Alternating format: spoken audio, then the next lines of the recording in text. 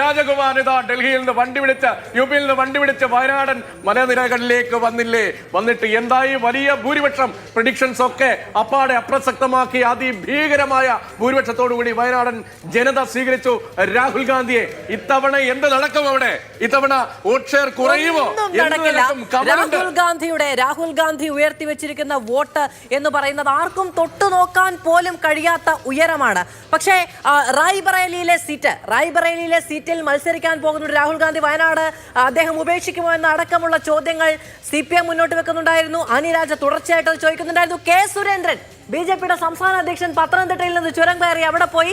അവിടെ ഗണപതി വട്ടമുണ്ടായി, പല വിവാദങ്ങളുണ്ടായി. അങ്ങനെയൊക്കെ നടക്കുന്നുണ്ടെങ്കിലും കമൽ, രാഹുൽ ഗാന്ധി ഉണ്ടാക്കി വെച്ചിരിക്കുന്ന വോട്ട് വിഹിതത്തിന്റെ അപ്രമാദിത്വത്തിന്റെ കൊടുമുടിക്ക് എന്തെങ്കിലും കോട്ടം തട്ടാനുള്ള സാധ്യത വയനാട്ടിലുണ്ടോ? ഇപ്പോൾ മുതൽ അറിയിക്കാൻ കഴിയും പ്രേക്ഷകരെ.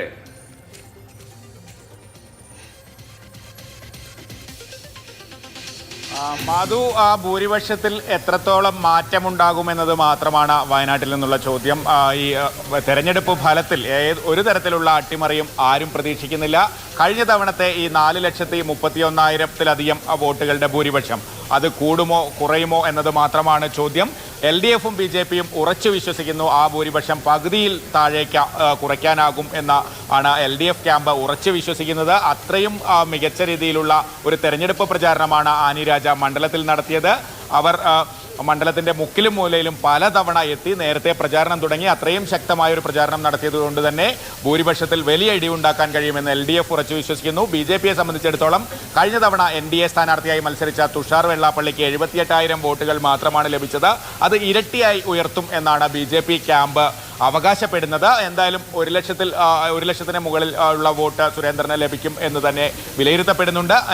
എന്തായാലും അത് രാഹുൽ ഗാന്ധിയുടെ ഭൂരിപക്ഷം കുറയ്ക്കാൻ ഒരു കാരണമാകും എന്നാണ് കരുതുന്നത്. പക്ഷേ എന്തൊക്കെ ആയാൽ പോലും ഈ തെരഞ്ഞെടുപ്പ് ഫലത്തിൽ അതിൽ യാതൊരു മാറ്റവും ഉണ്ടാകാനുള്ള സാധ്യതയില്ല. മാധു ചോദിച്ചതുപോലെ ഈ റായ്ബറേലിക്ക് വേണ്ടി വയനാട് ഉപേക്ഷിക്കുമോ എന്നൊക്കെയുള്ള ചോദ്യം ഉയരുന്നുണ്ട്. പക്ഷേ അത് തെരഞ്ഞെടുപ്പിന് ശേഷമാണ് വലിയ ചർച്ചയായത്. എന്തായാലും ഭൂരിപക്ഷം എത്ര എന്നത് മാത്രമാണ് വയനാട്ടിലെ ചോദ്യം.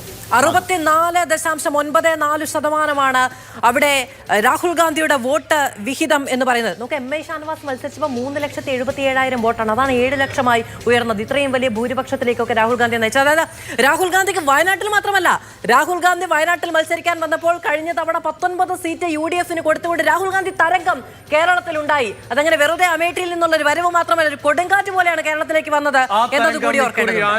അതോ കോൺഗ്രസ് അനുകൂലമായി 2019 കേരളത്തിലാകെ വീശിയ കൊടുങ്കാത്തിന്റെ ശക്തി അല്പം കുറഞ്ഞു പോയോ? ഈ ഉത്തരമൊക്കെയാണ് ഈ വരുന്ന മണിക്കൂറുകൾ നമ്മൾ അറിയാൻ പോകുന്നത്.